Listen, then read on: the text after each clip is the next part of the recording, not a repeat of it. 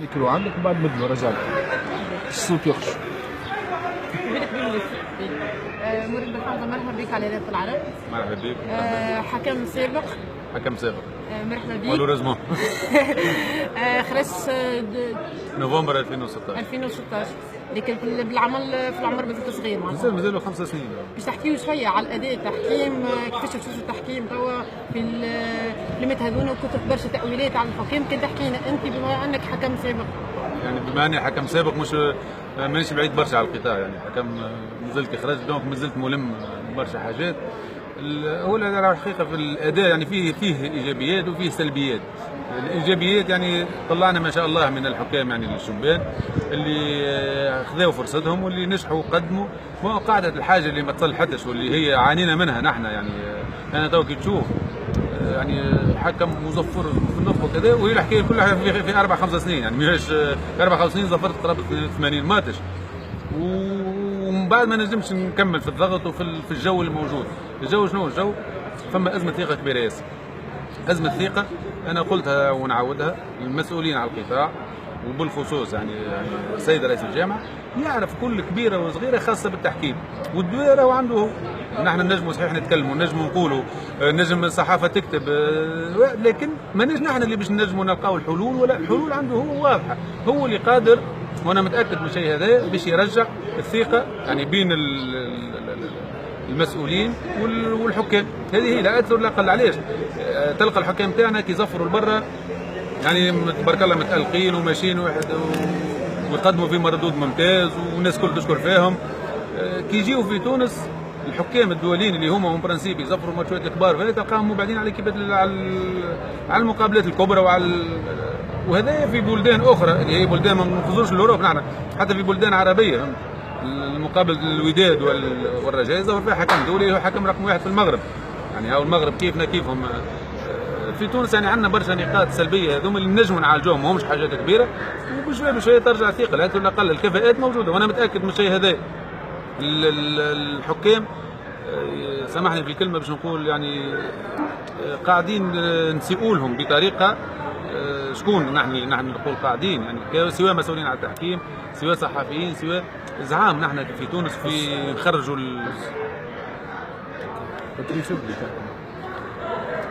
قلنا الكفاءات يعني موجوده من الحكام. يعني الحاجه ربما الخطا الثاني انه قاعدين نسلموا في برشا حكام، ما نشوفوش كان الحكام اللي معروفين اللي خرجوا. فما حكام خرجوا في صمت، فما الحرابي ما فماش، فما حكام خرجوهم نحن بطريقه ذكيه، الناس الكل يعني يعرفوا الشيء هذا.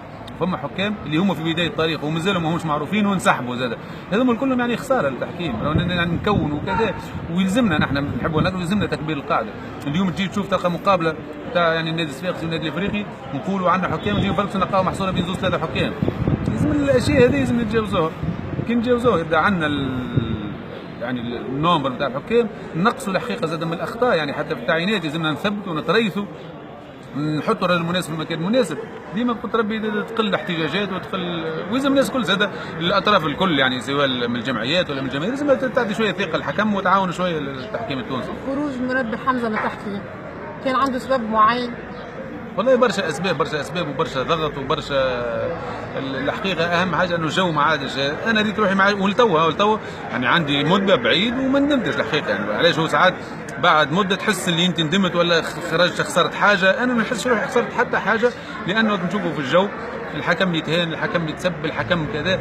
ابسط حاجه باش نعملوا بوندروج يا رسول الله، باش نحتاجوا على اعتداءات صارت على الحكام غير قادرين باش يعملوها توا. يعني وين وصل القدر نتاع الحكم، وين الحكم غير قادر باش يطالب حتى. وهذيك المشكل هذا اللي نعيبه انا توا على المكتب الجامعي، انه اي انسان ينقد ولا او انسان يقيم، ما نقولوش حتى ينقد، اي انسان يقول كلمه مخالفه ديما يعتبروه معارض، ديما يعتبروه بعيد. لو انا كجمعيه تنسيق حكام كره القدم في ماي، في نهار 21 ماي ان شاء الله باش نقعدوا ربي للمغرب باش نشاركوا في ملتقى هذا دولي فيه تغطيه اعلاميه كبيره، يشاركوا فيه لاعبين كبار، يشاركوا فيه صحفيين. يعني بالنسبه لهم هما في المغرب تشوف الدعم اللي يقينوا. علاش؟ لانهم باش يعملوا حاجه في بلادهم، باش يعملوا حاجه لبلادهم.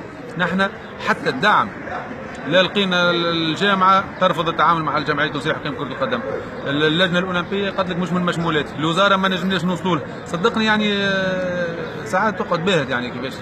اخر سؤال، لو كان المكتب الجامعي هذا يتبدل نشوفوا مراد بالحمزه يرجع في التحكيم؟ مش المكتب الجامعي، ظروف تبدل، خاطر تنجم تمشي الاسماء وتقعد نفس الخدمه ونفس الشيء. انا راهو مراد بالحمزه ينجم على المكتب الجامعي هذا ويرجع، اذا ظروف تتبدل وفما ظروف اللي تشجع الحكم. فما نية رجوع على لا النية مش موجودة، لا في الظروف هذه ما نجمش نقول انا نية والظروف هي بيدها، خاطر ما فماش الحقيقة، ما تحسش انه فما امل هكا اللي باش تغير، مازال قاعدين نسيروا على نفس المنهج، وما كانت تتبدل الظروف يولي ظروف ينجم. علاش الانسان مازالوا 4 و5 سنين الحمد لله ينجم، وبالعكس هو مراد بن حمزه كي اكتسب الخبره وكي وقتها خرج. يعني شوف نحن نشوفوا في بطولات اوروبيه حكام ما يحبوا يزيدوا الحكم حتى 48 و50 سنه، خاطر وقتها عنده الخبره باش يسير مقابلات.